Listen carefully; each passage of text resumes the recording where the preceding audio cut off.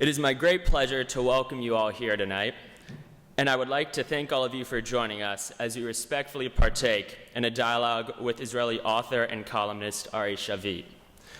Israel and the Middle East, more generally, have held a special place in our minds and political discussions for many decades, some would say even centuries. Today, in light of recent events such as Operation Protective Edge over the summer, and also in light of current developments, these dialogues and debates continue to be had, possibly with even greater passion and vigor. In this context, Yale Hillel and Yale Friends of Israel have the privilege of bringing you tonight's event titled, Is Peace Possible? While Yale Friends of Israel partakes in such dialogues on a weekly basis, we find it appropriate to welcome an outside voice to our campus discussion about Israel. It is my great honor and privilege to introduce tonight's guest, Ari Shavit. Mr. Shavit grew up in Israel, and over the years as a leading Israeli journalist and columnist for the newspaper Haaretz, has shared his unique and personal perspective on the situation in Israel. This past year, he took his voice to a more universal level with the publication of his new book, My Promised Land. Ari Shavit has single-handedly and profoundly affected our discussions and perceptions of the state of Israel. In addition to being a New York Times bestseller, My Promised Land has been widely acclaimed as a game changer, as required reading for those of us attempting to engage with Israel, the Israeli-Palestinian conflict in the Middle East. Columnist Tom Friedman described Shavit's book as, quote, a real contribution to changing the conversation about Israel and building a healthier relationship with it. New York Times editor David Remnick described it as the best book about Israel written in the last 40 years. Among the very many readers whom this book has captivated are President Barack Obama, Secretary of State John Kerry, Prime Minister Benjamin Netanyahu, former Prime Minister Ehud Barak, other leading statesmen, and many, many other individuals, including myself and I'm sure many of you. Our format tonight is fairly simple. Mr. Shavit will first share his thoughts with us, and then we will have the unique opportunity to ask him questions. So therefore, please listen carefully and ponder his words deeply, because you will have the opportunity to further explore them afterwards. Without any further delay, please join me in welcoming Ari Shavit.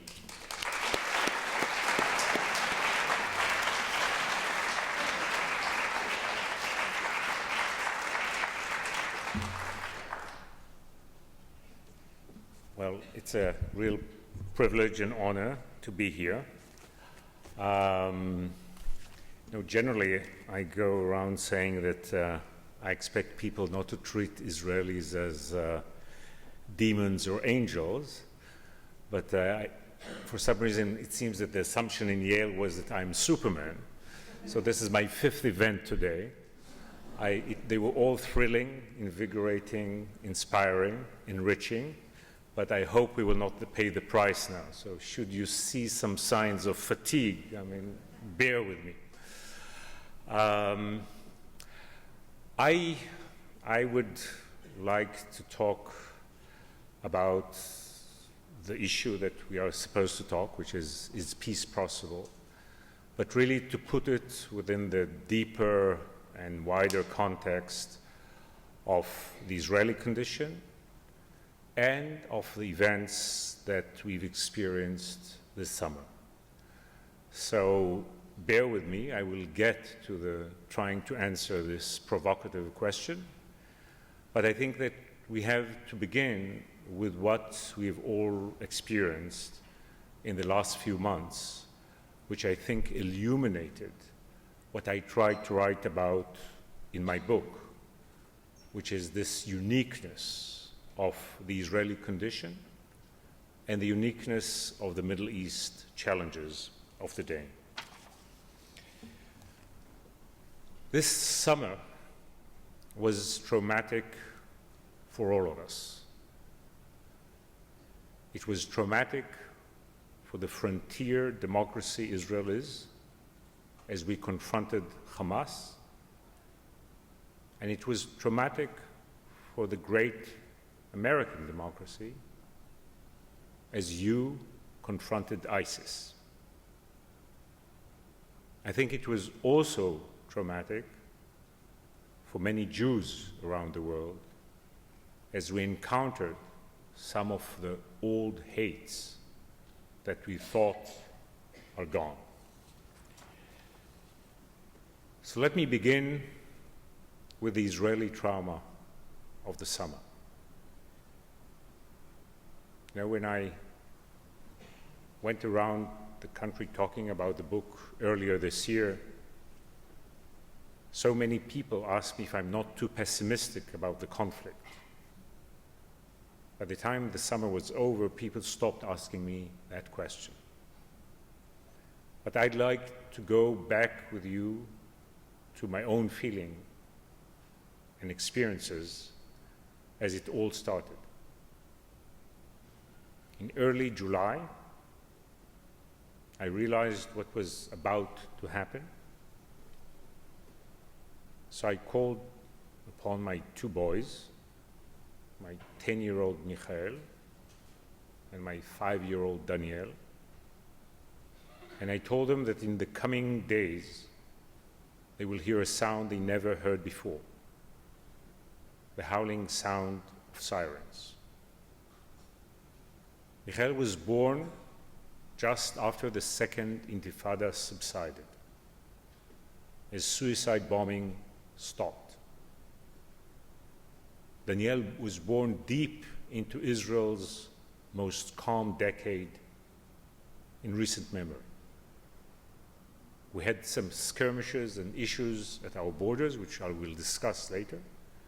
But by and large, this last decade was the most quiet one we had for a long time. If you talk about the West Bank and Israel, less Palestinians and less Israelis were killed than ever before. We did not reach peace, but we had quiet. It was calm. So my boys grew up just like American boys grow up. They had a sheltered childhood in our nice suburban home, and in so many ways, they are like any American kids.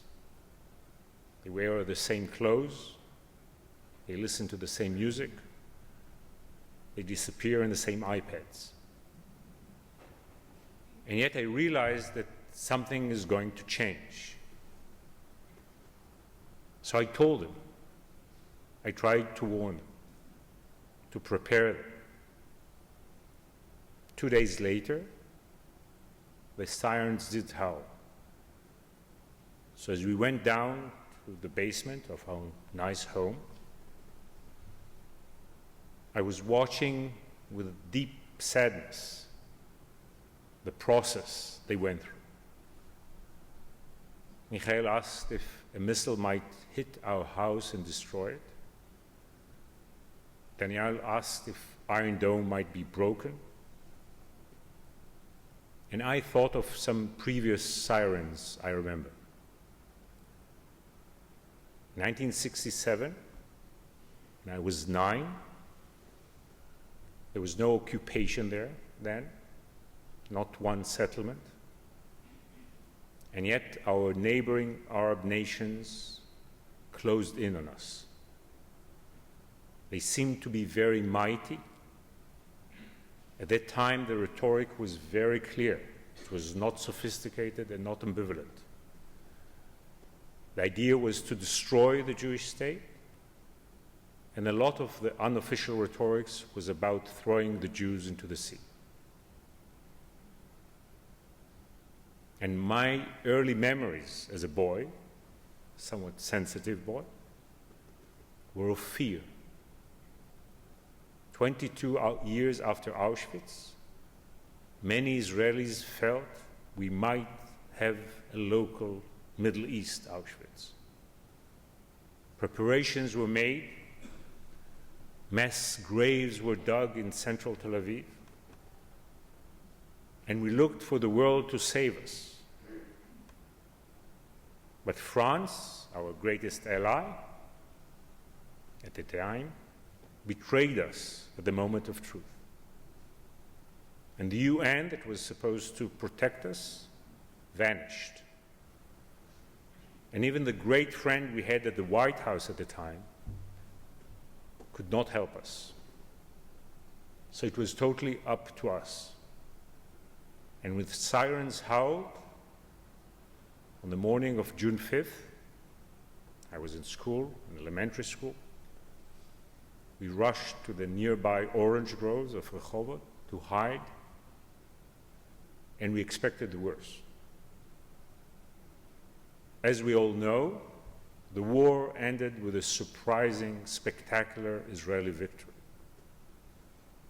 But 6 years later, the sirens howled again. And this time it was exactly the opposite. We were self-confident, we were arrogant, but we nearly lost the war. By this time, the alliance with America was very deep. If it weren't for American support during that war, God knows what would have happened. So the sirens did howl on that Yom Kippur, late noon. No Israeli who lived at that time will forget that moment. I remember the sound of these F-4 bombers going over our rooftops, and so many of them did not return. And my brother, my older brother, was a pilot. I remember seeing him. He was supposed to be part of this mythologically strong Israeli Air Force. And he came home struggling, trying to find solutions to the problems we faced, as we almost experienced defeat. Some years later, 1991, Saddam Hussein sent his Scud missiles. There are fears that some of them may contain chemical warheads. By that time, I'm a young journalist, married, I live in Jerusalem. And again, I'll never forget the moment when I had to go down when the sirens howled to help an elderly couple, our neighbors, who survived the Holocaust, found their way to Miami Beach, but then decided to make Aliyah. And as I put the gas masks on their faces, and as they were shivering, I was wondering about the fate of my people, our people. How is it that people that have experienced the worst have once again have to confront such fears? But now it was the summer of 2014, skies were blue, hedonistic Tel Aviv, everything quite different. And yet my boys, my sons, were joining this sad Israeli ritual, understanding for the first time that they are not like American kids. They are confronted with a challenge, with a fear, with a condition that no children in any other prosperous democracy are confronted with. So what was this Gaza war all about? It was Israel's fourth asymmetric war. Some years ago, our enemies have realized they cannot defeat us. They don't have the Air Force, they don't have the tanks. Our army is strong and sophisticated and well-equipped.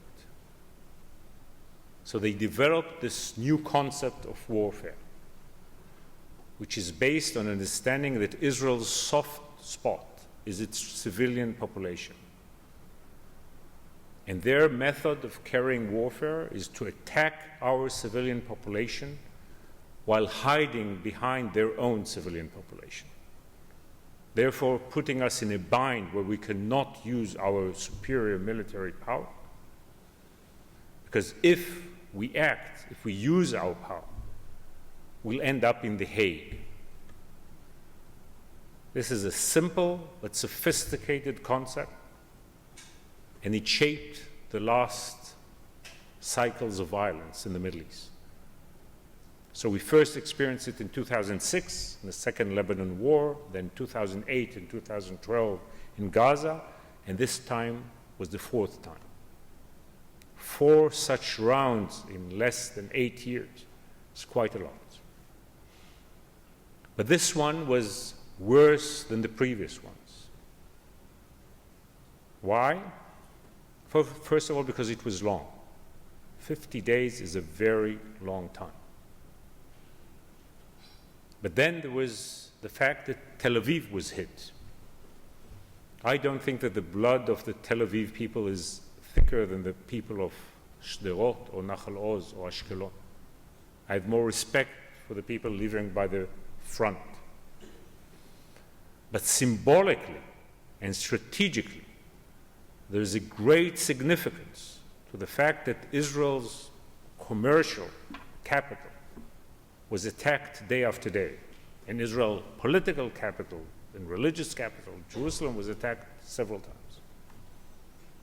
Just imagine an Al-Qaeda group taking over Guantanamo and firing rockets at New York day after day for an entire summer. Even if people do not get killed, that has tremendous, tremendous strategic implications. And just imagine how America would have reacted to such an attack, even under the leadership of the most peaceful president. This is what has happened, and it is significant. The third element that made this different than the previous ones is this wave of anti-Semitism that we've seen mainly in Europe, not only there. 70 summers after the last summer of Auschwitz, many of the people, nations that have sent their Jews to Auschwitz have lost shame. What we heard in Germany this summer was unheard of for 70 years. Something has changed. How did Israel do in this struggle? Israel was very impressive on the defense. There were 2 heroes to this Israeli summer.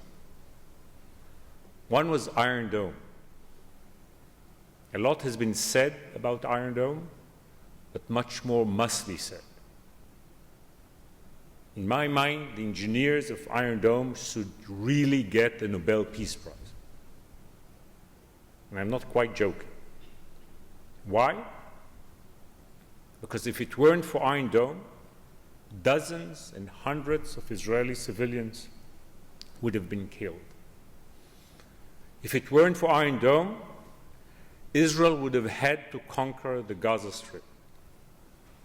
So if it weren't for Iron Dome, hundreds of young Israeli soldiers would have been killed while conquering the Gaza Strip.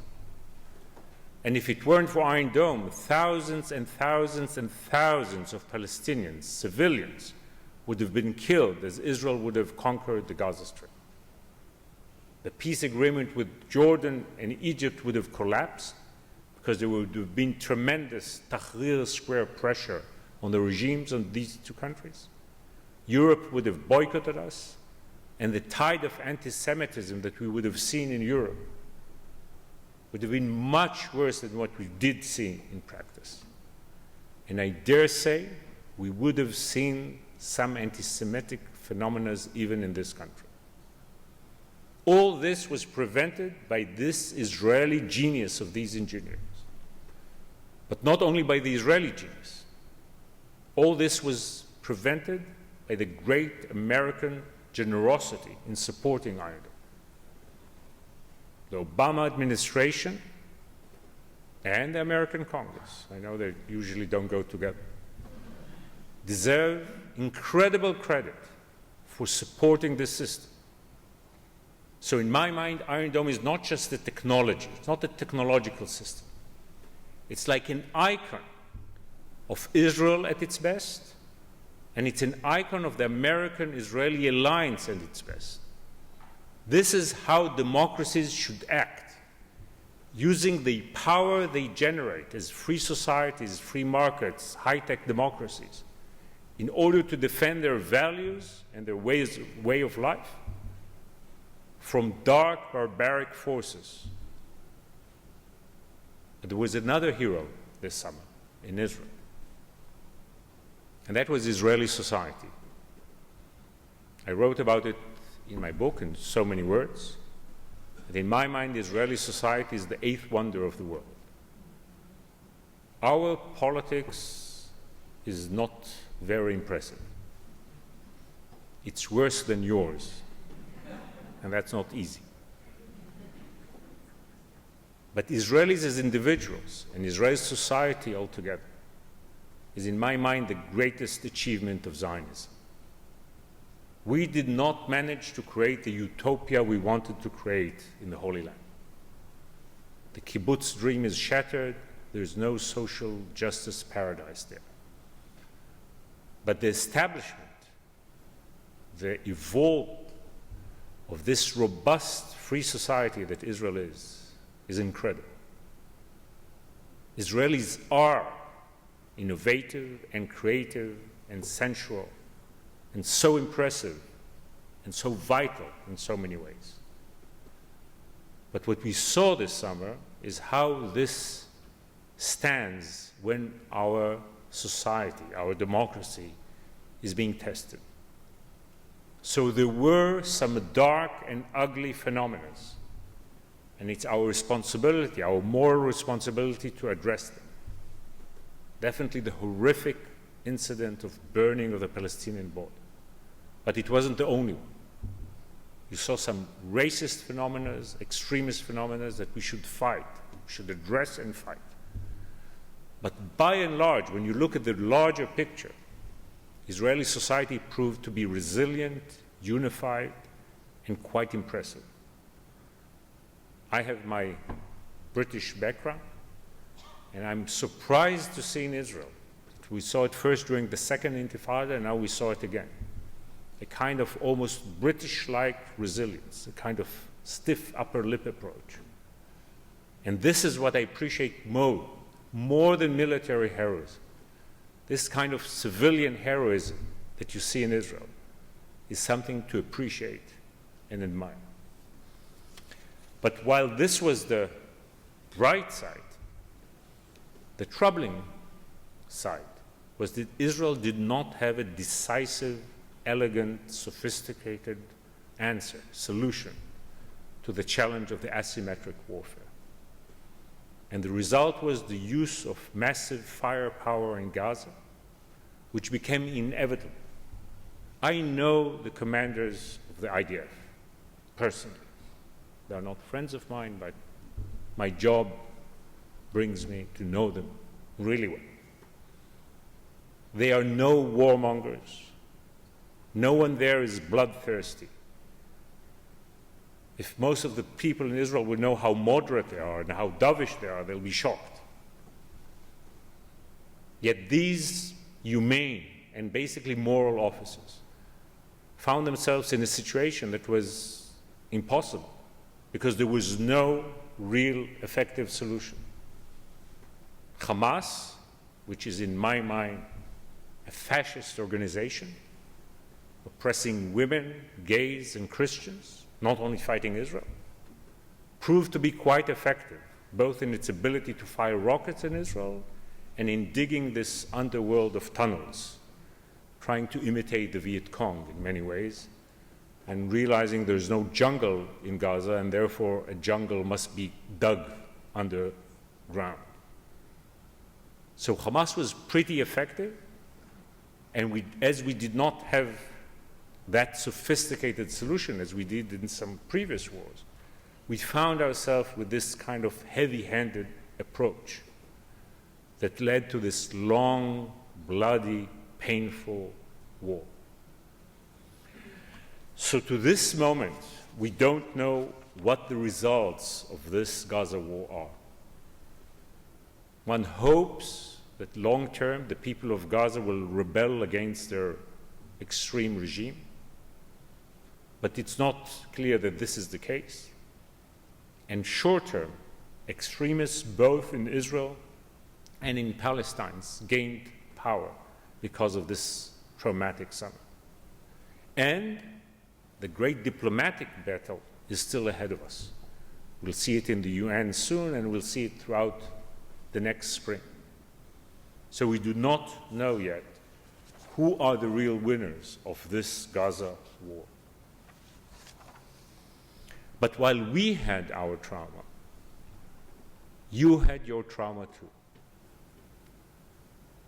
Who would have thought 5 years ago, 7 years ago, that we will see such a phenomenon as beheading? Beheading on YouTube. Innocent Americans being beheaded by barbaric warriors, and America helpless. But these are not only the terrible incidents and the graphic imagery.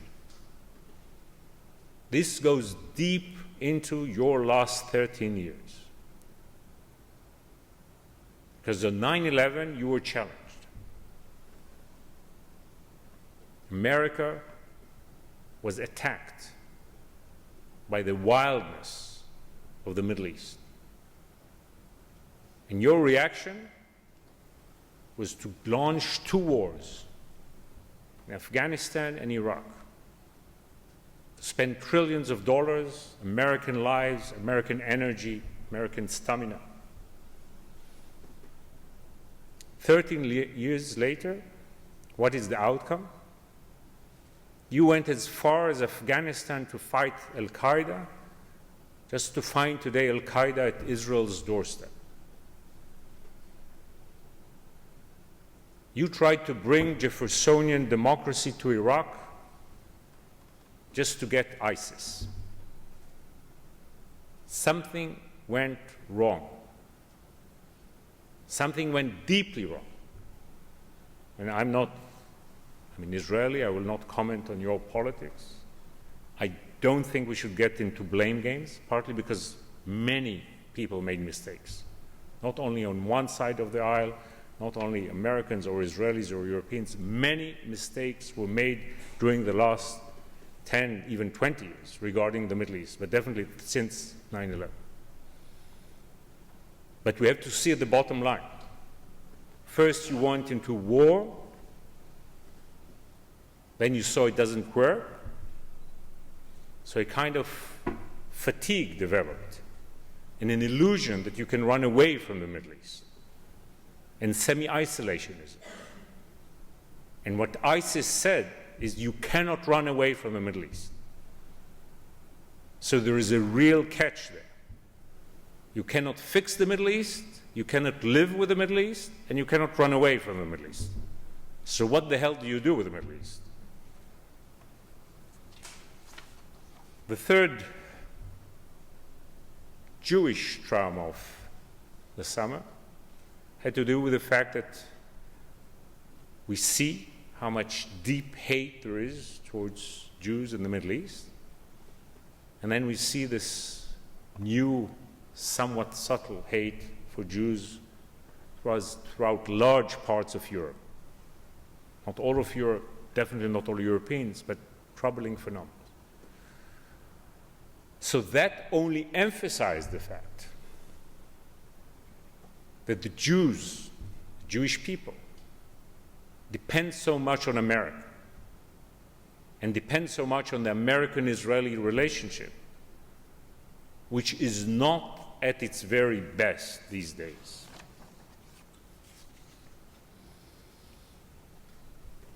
All in all, I think that what the summer told us all, Israelis, Americans, that the illusions we lived within were just illusions. The bubbles burst, the relatively calm years ended, and we see great challenges that we do not yet know how we can deal with. And although Israel is at the forefront, there's a major, serious challenge here for America too. We are in many ways lost. We don't have the concepts, we don't have the worldview to deal with what we experienced this summer, which is, of course, a manifestation of much deeper malaise. So let me speak about the challenge that I think Israel faces as we come out of the summer and we realize where we live. The first one is the one that most people, both in this country and in Israel, want to ignore, and that's Iran. Don't let ISIS make you forget Iran.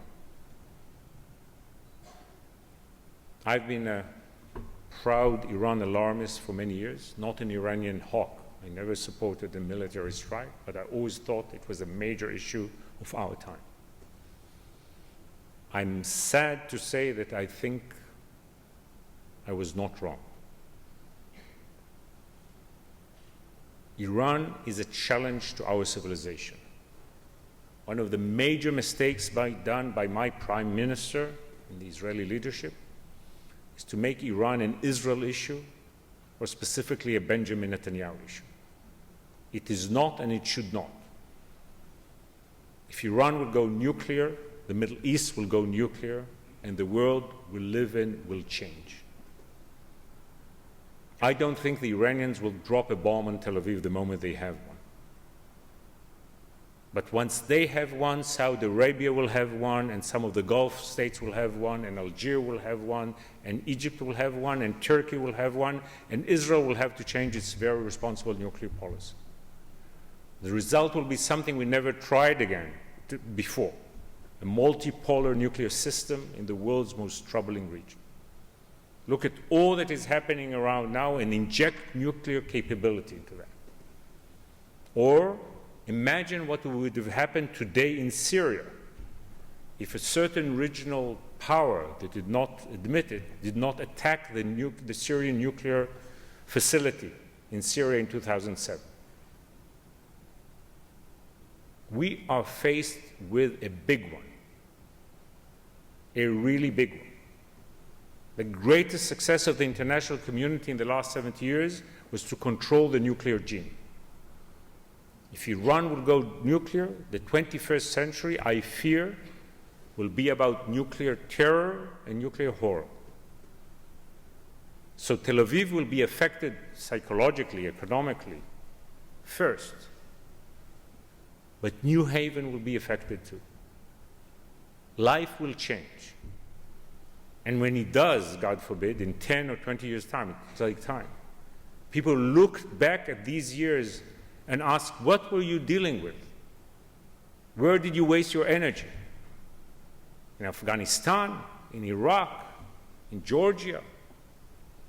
That is what mattered. Second challenge facing us is the Arab chaos. And again, we have to be candid. We were all so naive just 3.5 years ago, not 35 years ago. We all thought the Google kids are going to rule Egypt.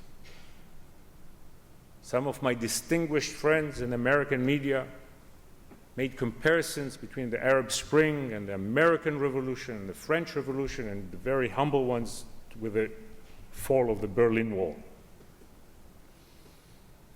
Where is that and where is reality? Only in Tunisia there is some hope, and I hope it proves to be justified. I'm not only an Israeli, I'm a citizen of the Middle East. I care about my neighbors. And when I look at my neighbors, young Arab men and women, what are the political options they face? A military dictatorship or reactionary monarchy or an Islamic theocracy or bloody chaos? This is deeply disturbing. So some Israelis find it strategically comfortable to have our potential enemies weaker. This situation makes us relatively strong. But I care about my neighbors, and I see a terrible human catastrophe all around Israel. All around Israel. And I'm troubled by the fact that we live in such a troubling neighborhood. Most parts of the world have moved forward.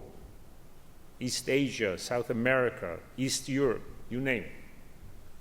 The Middle East insists on being bogged down by a troubling political condition. The third challenge is the Palestinian one we talk about a lot, and we should. I'm a two-state solution guy. Throughout my life, adult life, I oppose occupation. I always thought settlements are a horrible idea. I told some people today that my first text that went to print was a leaflet I wrote for the Peace Now movement warning how dangerous settlements would be. I was only a kid, I was a student, but it makes me very proud and so sad to read that text, because the writing was on the wall. And at that time we thought that if there will be 100,000 settlers, that will be the end. Now we have nearly 400,000. And yet, although I oppose occupation and settlement, I asked my friends on the left, the peaceniks in America, in Israel, in Europe, to look at the last 15 years, to be candid when looking at recent history. What has happened? We tried peace in 1993. We brought Yasser Arafat to Gaza. America never came to terms with Fidel Castro. Yasser Arafat was 100 times more radioactive for us than Fidel Castro. But we reached out, we opened our hearts, we made this leap of faith. The result was buses exploding in Dizengoff Street in Tel Aviv 5 months after he arrived in the land. Then Ehud Barak goes to Bill Clinton's peace summit in Camp David. Bill Clinton is by far the most qualified individual to bring peace to the Middle East. He has the IQ, the EQ, the passion, the compassion. He spends all his political capital as America's president for 6 months trying to bring about peace. What is the result? The worst terror offensive a democracy experienced since World War II, with over 1,000 Israelis getting killed and 3,000 Palestinians when Israel fights back. But even that did not make us give up. So 5 years later comes our extreme leader, Ari Shavit, the warmonger, the extremist. And he does what the international community and what people like me tell him to do, pulls out of Gaza, not one settlement remains, not one checkpoint. Is the result is Palestinian Singapore? The result is a Hamas-controlled territory firing rockets in Israel, with all the outcome that we've seen this summer. So we are in a catch, because we must act. Occupation is the silent killer. It is killing us demographically, morally, and politically. We have to address it. We have to change the dynamics. We have to create two-state dynamics. And yet all the previous ideas, all the previous attempts have failed, and orthodox peace approach have proved to be futile. The fourth challenge, in my mind, that Israel faces is our relationship with the West. The success of Zionism, which I try to describe in the book, with all the faults and tragedies and sins, was based on 2 or 3 principles. I'll mention 2 now. One was having a deep alliance with a major Western power. First it was the British, then it was the French, then America. The second one was always to capture the moral high ground. We are not China, we cannot do Tibet. We are not Russia, we cannot do the Ukraine. We are Jews, we have morality and justice within us. We cannot betray ourselves, and we cannot be perceived in the world as being just about brute force. We succeeded in the past, even when it came to wars, because before the wars we reached out and tried peace and turned every stone in order to prevent war. So we succeeded in the late 30s because we accepted the partition plan in 37. And we won the 48 war because we accepted the partition plan of the United Nations in 47. And even this second intifada we experienced in the 2000s, we won because we had the peace summit. And we were willing to divide the land and divide Jerusalem. That gave us not only the political credit, but it gave us from within the feeling that we've tried to prevent it, that we've done the utmost to prevent it, and then if there's no other way, we'll fight. Because we are not into suicide. And we do not want a repetition of our tragic history. But not to try it, not to have liberal democratic values as our flag, something went wrong in Israel. And we are eroding our major assets. So, looking at all this, am I a pessimist? No. I believe in Israel. I believe in my fellow Israelis. And by the way, I'm a great believer in America too. Sometimes I have to convince my American friends to believe in America as much as I do. Democracies have their weaknesses. Democracies make their mistakes. At the end of the day, democracies prevail. But in order to prevail and to deal with these challenges, we need new, fresh ideas.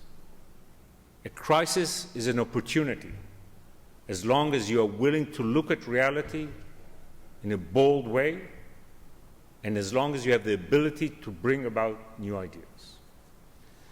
So let me share with you some of these ideas that I want to offer.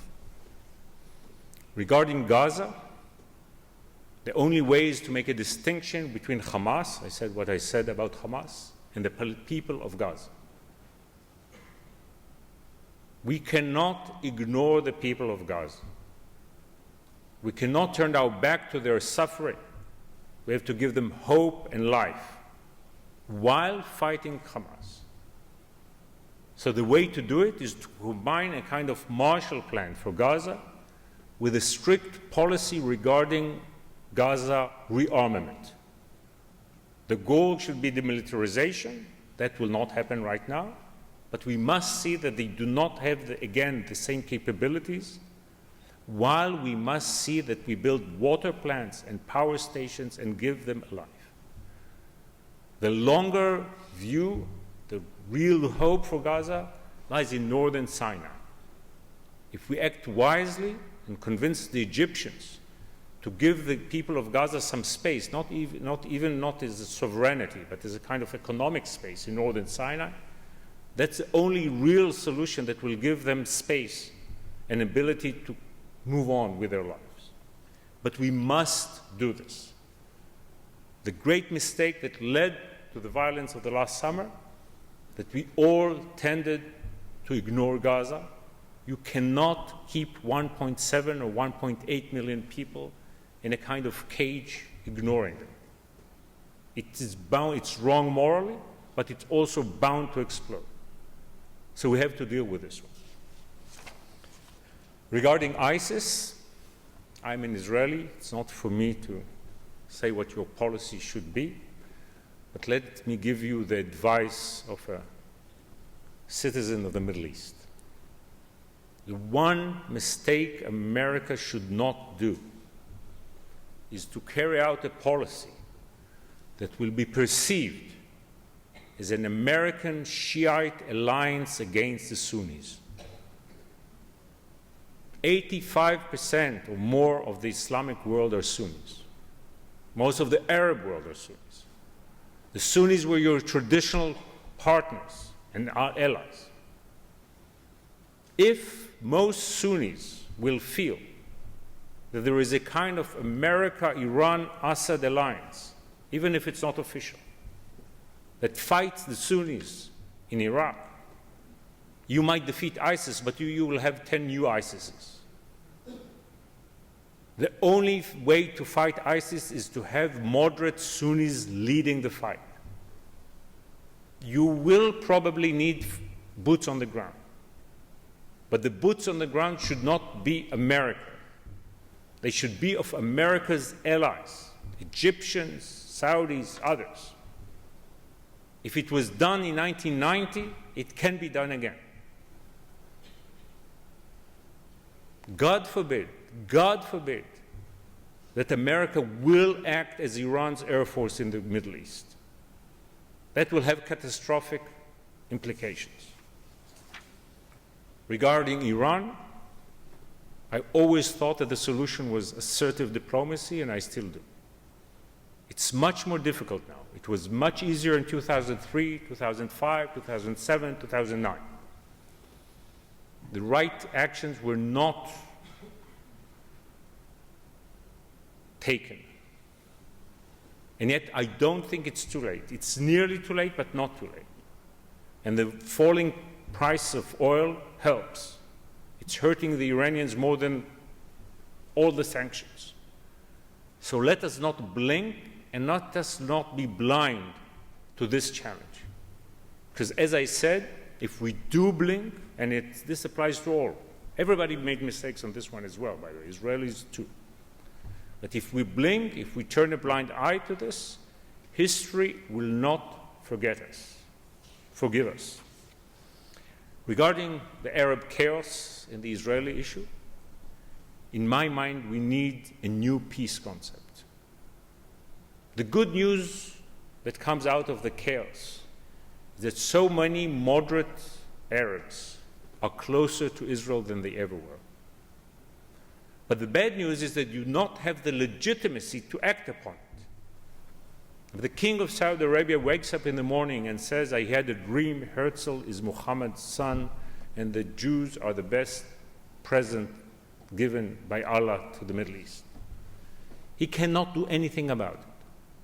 He doesn't have the legitimacy. He's in such a vulnerable, fragile situation. For him to go to Washington to shake the hand of an Israeli prime minister, to give legitimacy to the Zionists, that's out of the question. And this applies to others. So the new idea has to be to work in order to build a real alliance that does not have to do with official ceremonies and official peace agreements, no Nobel Prizes and no White House ceremonies, but a kind of de facto peace. We've done that in the past. America did it in the past. Between 1970 and 1994, Israel had a de facto peace with Jordan. No embassies, no ceremonies. When King Hussein used to come to Tel Aviv, he had to stay in the Mossad villa near Tel Aviv, not in the King David in Jerusalem. But it was an 85% peace that worked. Most of the time, the relationship with Jordan was closer than it was in the 20 years of formal peace that we have. Let this be the model of a kind of new relationship in the Middle East. But that will not work if we do not deal with occupation. Within this context, if Israel takes steps, unilateral steps that will be coordinated with Palestinians and moderate Arabs, if we freeze settlement building beyond the blocks, if we gradually pull out of small parts of the West Bank, if in every place that we pull out of a Palestinian city is being built, financed by the Saudis and the Gulf people, if the Egyptians and Jordanians give this a political context, then there is hope for a peace that is not immediate but gradual, not formal but real. Work with the Middle East as it is. after trying to impose a Scandinavian peace on it, and after trying to impose a Jeffersonian democracy on it, it's time to learn that that doesn't work. But that doesn't mean that you have to go into despair. Let us all work on this new kind of relationship that will create a reasonable, stabilizing environment within which we will deal with occupation. This will not be an excuse for Israel not taking action. We have to take action. We have to lead, beginning with a settlement freeze. But in my mind, as I time to begin to wrap this up, new peace is not enough. It's essential. Nothing will work without it, but it's not enough. We need a kind of renewed Zionism. And the renewed Zionism must be liberal Zionism. And this is because the greatest challenge facing us of all is the challenge of young people. Young Israelis, young American Jews, and young Americans and Europeans who are not Jews. We have to totally change the way Israel is perceived. But it's not only the perception. The substance has to change as well. There's a deep, tragic irony here. Ultra-Orthodox Jews don't need Israel. They'll be okay in their ghettos in Brooklyn or Antwerp or Manchester in 100 years' time and 1,000 years' time. The whole point, the whole raison d'etre of establishing the Jewish democratic state was to deal with the challenge that non-ultra-Orthodox Jews face in modern era.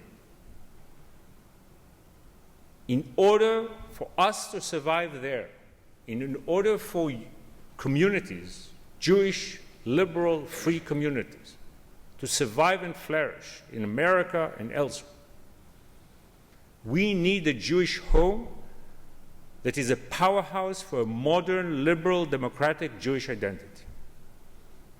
And the fact that we've let ultra-Orthodox politicians and extremist nationalists take over the Israeli political system, and by doing that alienate young Israelis, but mainly young American Jews and young Americans who are not Jews.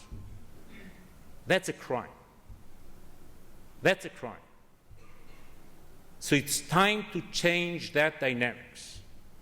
It's time to launch a new, energetic, creative, inspiring, liberal Zionism that will combine peoplehood with universal values, morality with realism, and will give a hope and a future for the Jewish people.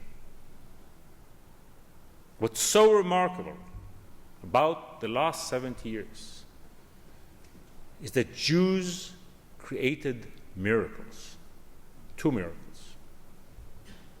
The 20th century was our most dramatic century ever. Its first half was our worst ever. We lost every third Jew. But in its second half, we created the wonder of Jewish sovereignty there, and here in this country, the miracle of the perfect diaspora was created. We should see these great achievements, be proud of them, cherish them, and realize that both are challenged. We don't have much time. The present dynamics endanger the Jewish future.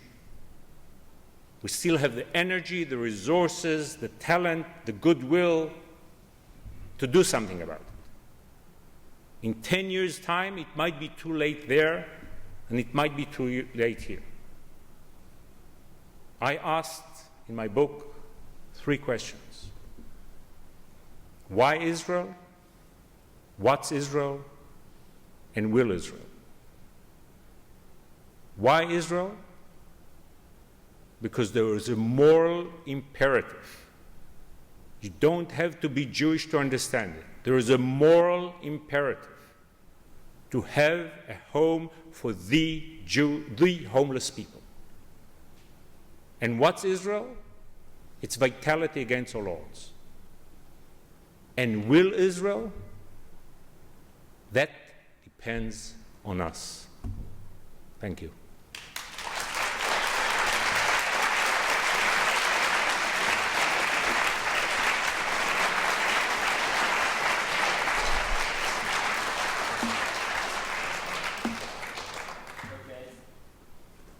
Okay, so now we have a few minutes for question and answer. I just ask that if anybody does have a question, to please come up to either of those two mics. Hopefully those two are working.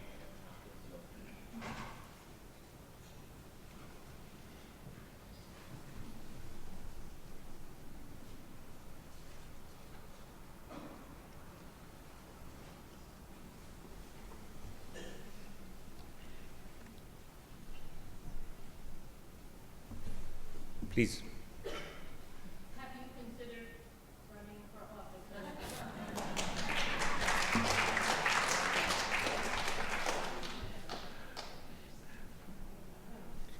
Shall I answer? My beautiful, wonderful, beloved second wife says I can go to politics with my third wife. And she's not worth losing. But I'll give it a thought. You said that one hopes that long-term the people of Gaza will rebel against the extremist regime. I didn't hear. Again? Sorry, just one of the things you said while speaking was one hopes that long-term the people of Gaza will rebel against their extremist regime. I'm wondering what you think that would look like, how it would be portrayed in the media, and how Israel would react. If they rebel against the regime? Well, we've seen everything possible in the Middle East in the last few years. There's no reason that the one, dictatorship that will hold with any problems is the Hamas dictatorship in Gaza. Sadly, there aren't signs of that yet. As I said, the time will tell. There are signs that people have second thoughts about Hamas and are not happy with by what has happened, and they don't blame only Israel. They of course blame Israel, but many of them blame Hamas leadership. But it's a brutal dictatorship, and it has deep roots. It will not disappear overnight. As I said, I think that we need to be sophisticated in trying to facilitate change in Gaza. So people that will have some hope, not only the despair side, will really gradually have the courage and energy to bring about that change. Definitely, if this will be the case, Israel will have to be very generous and be the partner of these new forces that will hopefully emerge there. Sadly, in the last years, Israel was not extremely generous. It was not our main, the most striking line in our policy. But again, I think that just like you have a vicious circle when things go bad and suspicion on both sides creates a mess, once you'll have the glimmer of hope on one side and some goodwill, you might have a different dynamics. And therefore, I hope that if and when this happens, Israel will reach out to the moderate Palestinians and help bring about that change. Definitely, the way to begin it is to act in the West Bank, because in the West Bank, Hamas is not in control. So again, there are serious security considerations, and Israeli fears a lot of them are legitimate fears, and they have to be addressed. But if, as I suggest, we'll begin by a settlement freeze beyond the blocks, beyond the barrier line, I think that will be an act that shows goodwill to the people of the West Bank and will show that we are trying to create these two-state dynamics that will eventually lead to a two-state state. And if the people of Gaza will see that the people of the West Bank who are not choosing violence actually have more of a life, a prosperous economy, then I think you actually help this process that will be long and difficult of bringing about some sort of Palestinian conversion and hopefully getting rid of these more fanatical dark forces. Hi, so as a dual citizen and someone who's had grandparents and family in Israel and survivors of the Holocaust, one major worry, has been the growing anti-Semitism in Europe and around the world. And, it's got me a little worried that, some of it might actually be, kind of a pretext of what's been going on, some sort of dormant thing. I wanted to know your thoughts on that, if you think that's the case, and if so, like how you think we should act so as to prevent another tragedy. How should we act regarding anti-Semitism? Yeah, in Europe. And I think that everything that I talked about here is fighting anti-Semitism, because on the one hand, look, I think that we need a major offensive, because I think that basically I think the Zionist revolution was an amazing, moral and just revolution, probably the most successful of the 20th century revolutions. And I think it's time to remind people of the fundamentals and how right we are. But I can tell you from my own experience that you go through the trouble of convincing people, talking to them, seducing them intellectually. Then comes the next act of land confiscation in Gush Etzion or building some ridiculous settlements, and it's all gone. So in order to go on the offensive, I'm saying it not as a naive person, while I know how much emotions we arouse in many people, the way to deal with it is to be just, to stop the provocation, and then go on the offensive. I think that the results will be surprising to many people. Right now, with the way we handle our public policy, we play into the hands of our worst enemies. And when some very pessimistic, usually right-wing Jews tell me there's nothing to be done, they hate us, I say two things. First of all, the whole point about Zionism was to be active, to seize the control of our own fate, not to sit in the ghetto and cry Gewalt. That was, the whole point was to get out there and act. And it worked. We changed things. The second thing I'd like to mention is, again, talking of a bit about my background. In London, in 1917, there was much more anti-Semitism than there is today. But we got the Balfour Declaration because we were smart, we were sophisticated, we combined fighting for ourselves, talking about our morality, with sophisticated politics. When have we lost this sophistication? Why have we become so clumsy and rigid? So while remembering there is anti-Semitism there and there is all these complications, it's time to go back to an active approach and, let's dance the dance. Let's be sophisticated and smart. I'm sure that if we'll do that, things will change. Again, the basic malaise will not disappear, but things can be so much better than they are now, and we can prevent bad things, not to say terrible things, that might happen in the coming future. thank you, Tahaba. Mr. Shavit, thank Ari, you. please. Thank you for your book and thank you for your speech. They're both inspiring. Gil Huffman of the Jerusalem Post, who is, I would say, more to the right than you are, was here in Greater New Haven last week. And he spoke at a number of venues and answered questions. One question he was asked had to do with Iran. And I infer from what you say that you do agree Iran is somewhat, to use the familiar term, of an existential threat.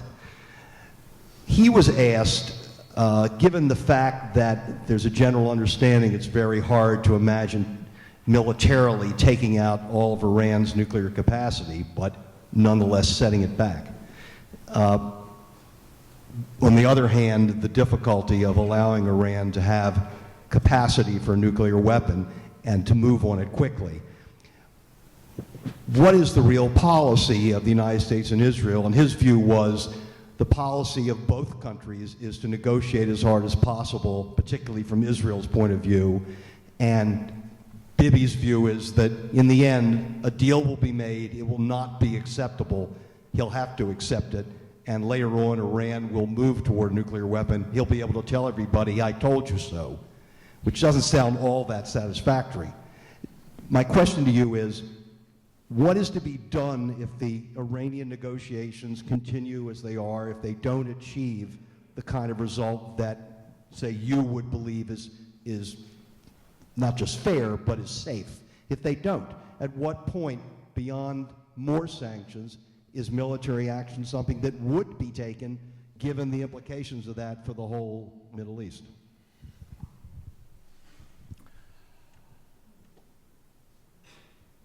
I think that we had 2 good years on Iran, and that was 2011, 2012, when, in an odd sort of way, not in the right way, there was deep collaboration between the United States, Israel, and some other major powers. And what happened during these 2 years were 3 things. 1, really harsh sanctions. 2, very strong rhetorics. And 3, the fact that the Iranians knew there is a sophisticated American military option that no one wanted to use, but it was there. It was developed, by the way, by the Obama administration, what was not done under the previous administration. The combination of the 3 changed Iran. Rouhani was elected because of the success of Prime Minister Netanyahu and President Obama to get over the bad blood for a while and act in a mature, responsible way as leaders of their democracies. I wonder why, once this worked, we abandoned it. This created the change in Iran. Now, the Iranians are the most sophisticated player in the Middle East. They outsmart the Israelis, they outsmart the Americans, they outsmart the Europeans, definitely they outsmart all the Middle East. They are so sophisticated. I watch them with amazement and kind of admiration. So do you think that after they spent they spent like $50 billion, they paid another $120 billion on this project, they'll drop it just because of some goodwill? Haven't we been naive enough about the Middle East? The only way to have the Iranians drop it or even suspend it is strong economic pressure. I'm all for negotiating with them. I'm all for striking a deal, but it has to be the right kind of deal.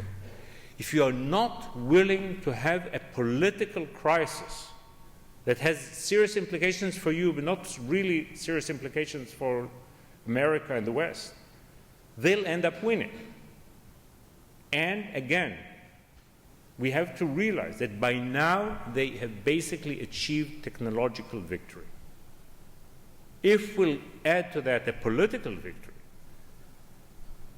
the results are what I've talked about. I do not think that people should discuss the American-Iranian relationship of since 79 or Mossadegh of 53. That's not the issue. That's not the issue.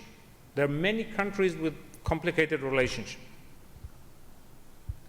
But you have to understand that this is not Iran, this is the 21st century. This issue will define this century. And again, the strength is on our side, because at the end of the day, Iran is still a paper tiger. Once it goes nuclear, it will stop being a paper tiger. Relatively, where is Iran and where is America? And by the way, many of the European powers understand that. I don't know if you're aware of the fact, but the British and the French are very determined and very concerned regarding Iran. So it's time, and you know, that we might be talking about something that might happen in a week or two. The deadline is November 24th. We don't know if they'll postpone it again. These might be critical days, literally. But by and large, again, don't talk about what we used to talk about in the years ago, bomb or bombing. It's not the military option. There is a serious political, economic option. And if you even threat to use it, I think then the negotiations can succeed. If you're not willing to face up to this regime and you deceive yourself that they've changed and it's all wonderful there, and they are Canada, then you will end up with a historical catastrophe. Yes, please. It's okay. Go ahead. And then. So last week we had William Shabas here in conversation with Moshe Nice guy. Halbertal. Yes, and I'm curious, I'm concerned about the upcoming report on Gaza because I read that Mr. Shabas had said something at one point to the effect of Shimon Peres belongs in front of the ICC rather than the head of Sudan. So I'm confused, I would say, about how someone who has said that can be made the head of the Commission on Gaza. And if you can help me understand this and provide your opinion, I would be very grateful. There isn't much I can say. I totally agree with you. I mean, this is, again, if the international community sees itself seriously, and if you want serious international tribunals, I mean, appointing this kind of committee is ridiculous. It's ridiculous. By the way, as I've heard that he was here, I think you are in a process now. Do you go out and, you know, this is not the time for public appearances, you know, as important as Yale is. But this is really like, you know, it's like the UN Human Rights Commission with all these countries that don't know what human rights are sitting there and making these ridiculous decisions. So the whole thing is a charade. And yet, again, we have to address two things. One, that some troubling things happened. And therefore, I think the best way for Israel is to address them, as we did. One of the heroes of this university and this town is our own Aaron Barak from Israel. And Aaron Barak's contribution, not only that he's such a great judge and such a great liberal figure and moral figure, because he is the face and the substance of benign Israel, he prevented such attacks on Israel on all kinds of other issues.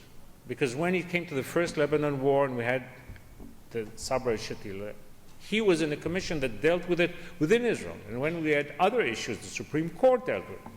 So if we prove to the international community that with whatever we do wrong, we deal, because we are a democracy and we care about Israel, we do have the values that Americans cherish, then the ability to fight back when the international community acts in such a ridiculous way, it will be much, much stronger. It won't make us weaker, it will make us stronger.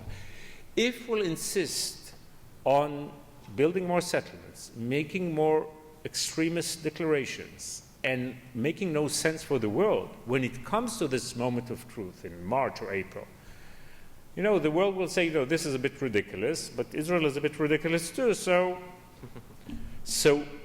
because, as I said, the war in Gaza did not end. The political, the diplomatic war facing us will be very serious. We'll see some serious events in the UN, possibly in the coming weeks, and then the spring will come with that ridiculous committee. So we must act now. And again, I think that by now you probably understand what my logic is about. I think that the Zionist way, the Herzl, Weizmann, Ben-Gurion tradition, is capturing the moral high ground. If we do that now, our ability to fight that tribunal with all its grotesque pseudo-morality will be much better.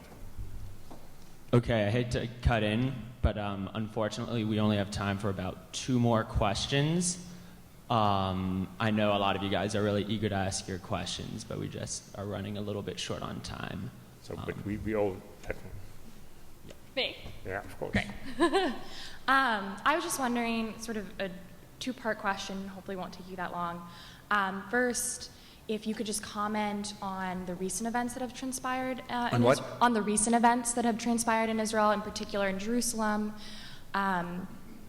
the sort of increase in violence, the announcement of new settlement blocks being built in Jerusalem, as well as an increase in prison sentences for stone throwers. Just those events that have transpired just recently and how that fits into sort of the larger political context that you were describing. And then further, sort of off of that, if you could talk a little bit about how you see America's relationship in achieving the sorts of goals that you're speaking about. Ending settlement building freezes.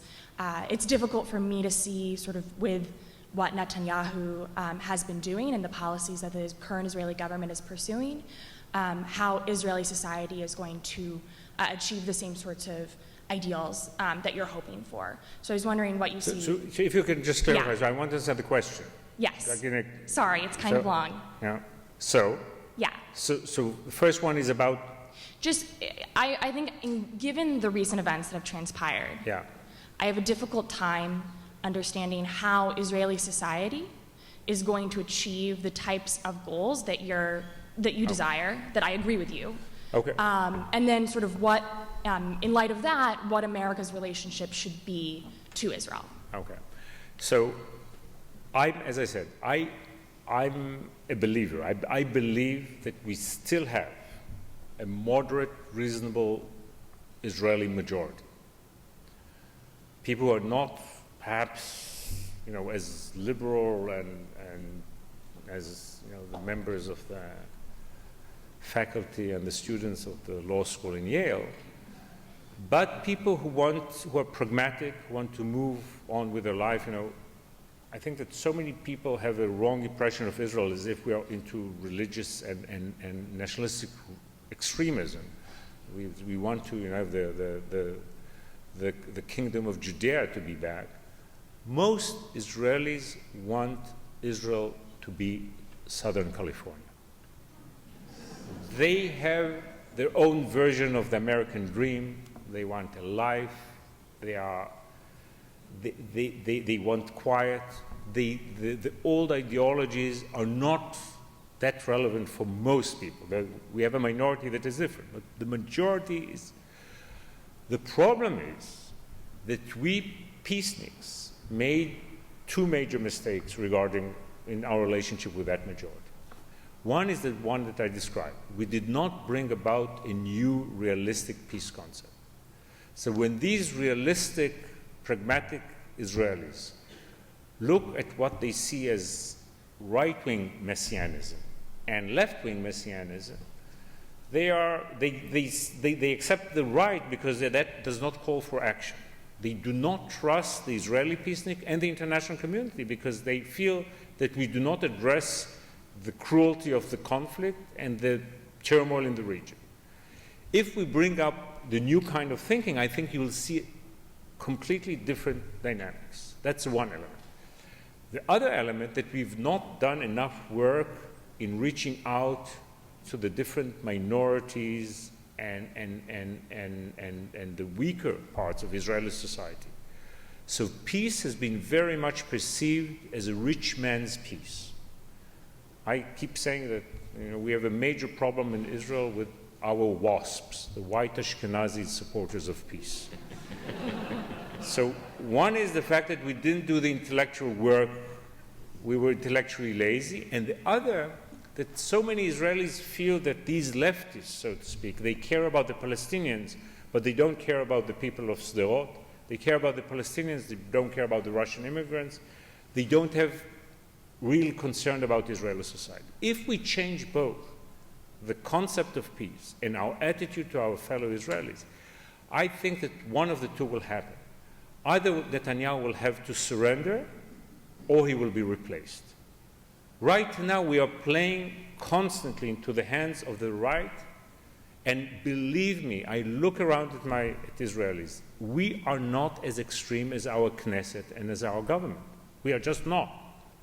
It's a result of the failure of the Israeli political class. If the Israeli political class will change in cooperation with American forces, whether in government or in civil society, then I think we can bring about the change. And I'm not a determinist. And again, I like to remind some of my friends in this country that I was here after the elections of 2004, and so many of my liberal friends told me, you know, America is religious, conservative, God-gazing guns, and evangelists run the country. 4 years later, you elected Barack Obama as your president. I think the same can happen in Israel. Israel is very dynamic, but we need the ideas, the energy, the hope, and the ability to act in the real world in a real political way. Okay, one last question. Thank you so much for your speech. And in response to the last question, you mentioned that one of the failures of Israel's left was not providing a new viable option for peace. And also in response to maybe 4 or 5 questions ago, you mentioned that your model for peace was unilateral withdrawal from the West Bank, which would obviously be coordinated with the Palestinian Authority and other surrounding Arab nations, and that Gaza would see that, and then the people of Gaza would replace their government and shape up and then also be part of the two-state solution. And that's sort of reminiscent to me of a lot of explanations about how the two-state solution would play out before the Gaza war. And after the Gaza war, both from my personal experience of being in Israel over the summer when that was occurring and from conversations I've had with other people, it seems that that model has been discredited, and that in order for a lasting peace to be reached, Gaza or the people of Gaza need to be more than just observers of what goes on in the West Bank, that Gaza is an active participant in the Israeli-Palestinian dynamic. So do you think that negotiations with Gaza, with the Palestinian Unity government, with Hamas needs to be taken into account in terms of that, or do you just see Gaza as an observer and that will shape up after the West Bank becomes Palestine?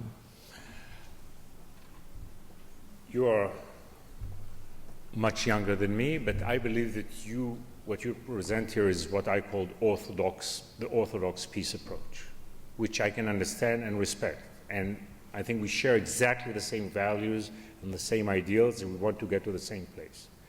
I think it's time to learn from the past and see what our mistakes were.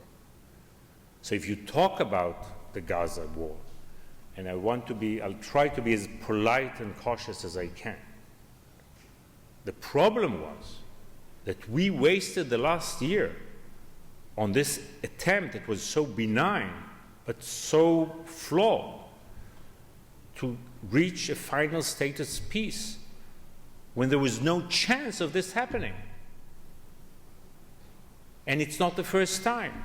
We are in this pattern that every year we hope for final status peace next April, and we get 30,000 more settlers by next November. And secretaries of state come and go, but each time the pattern repeats itself, that the decent American comes to the Middle East, and the Palestinians and the Israelis sing him the peace song he wants to hear. No one means it. You were watching this process. No one believed in the Middle East in this process. I think that only Secretary Kerry and Tzipi Livni believed in the process. It was so clear that it's going to the war. And I can tell you personally, because I was talking to people and I was writing about it, I kept begging. I said, I don't believe, again, I totally share the vision. I have admiration for the willingness, the commitment, the moral commitment. But I said to people in real time, I think you have 10% chance of succeeding at the most. You believe you have 70% chance of succeeding. It's irresponsible, even if there is a 30% chance of failure, not to come up with an alternative concept. But was it happen? There was no plan B. People stuck to the orthodox idea, and they were not willing to consider any other options. And when it did run into the wall, and it collapsed in late March, a vacuum was left. On the one hand, you came and said, peace now, and then when it didn't work, you went away and left the vacuum. If there is one thing we know which it should never happen, is to leave a vacuum in the Middle East. If you're not going in the right direction, you'll end up with violence. So this is the lesson of the last year. In order not to get into the theological discussion, I say, I was asked to run for office, if I were Prime Minister, I will give it another chance. I'll take the Clinton parameters, I'll give it to the best peacenik in the country, and I'll say, bring it to me signed. But I will not waste a day waiting for it to be signed. Because we tried it so many times. It failed so many times. Never in history was a theory about reality tested in an almost scientific way like this theory. And it failed 3 different times. People said 2000 was not perfect, so the most, it wasn't kosher enough, they did the glut kosher thing in 2008. And it yet failed. I do not believe that where Bill Clinton failed, others will succeed. And yet, as I say, I'm willing to give it a try in principle, but let's work on the alternative concept. And I believe that if we bring about the alternative concept, you'll be able to convince moderate Israelis to be partners, you'll have moderate Palestinians to work with, you'll have the moderate Arabs joining in, and America, at last, after years of real strategic problems, will have a strategic concept that will enable it to lead the Middle East, not hands-on, not boots on the ground, but not ignoring it. This is why I think that this kind of new thinking is good for everybody concerned. And in my mind, with all the chaos and bloodshed and suffering we see, this is the one kind of route that would lead us to a better future. Not a perfect future, but a better future. Thank you very much.